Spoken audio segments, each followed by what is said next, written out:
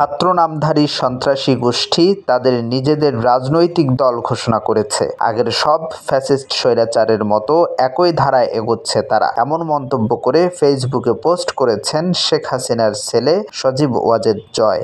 জয় লিখেছেন, সন্ত্রাস করে ক্ষমতা দখল করো, বিরোধী সবাইকে হত্যা করো। ঘরে বসেই ট্রেড করতে চান? তাহলে আমরা দিচ্ছি তার বেস্ট সলিউশন। মার্কেটের সব প্রয়োজনীয় তথ্য জানা থাকলে বিনিয়োগের যাত্রা হয়ে ওঠে আরও সহজ। তাই আপনার সফলতার সম্ভাবনাকে কাজে লাগাতে ডাউনলোড করুন দেশের নাম্বার 1 ট্রেডিং অ্যাপ গিফটিফাস্ট।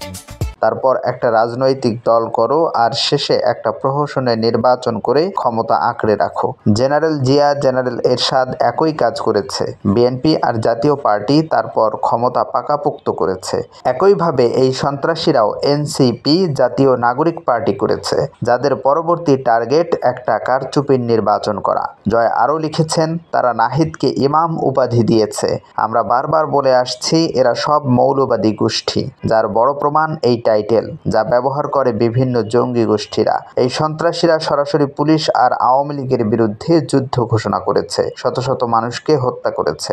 যেই বাড়ি থেকে বঙ্গবন্ধু স্বাধীনতার ঘোষণা দিয়েছেন, যেখানে তার পরিবারের সবাইকে হত্যা করা হয়েছে, সেই ধানমন্ডি 32 নম্বরের বাড়িটি তারা বুলডোজার দিয়ে গুঁড়িয়ে দিয়েছে। বাংলাদেশের স্বাধীনতা যে তাদের পেছনের শক্তিগুলো চায়নি, এটা তারই প্রমাণ। কেউ তাদের বিরুদ্ধে কথা বললেই তাকে মব পাঠিয়ে হামলা করছে এরাই। মনে রাখবেন, আগের সব ফ্যাসিস্টদের মতোই এরা জনগণের কোনো ম্যান্ডেট ছাড়া ক্ষমতা দখল করে আছে। এখন তো বলাই যায় এই দখলদার সরকার একটি রাজনৈতিক সরকার। যেই সরকার কোনো নির্বাচনের মাধ্যমে আসেনি, এই সরকার অবৈধ ও স্বৈরাচারের সরকার। আর স্বৈরাচার কখনোই অবাধ ও সুষ্ঠু নির্বাচন করেনি, করবেও না।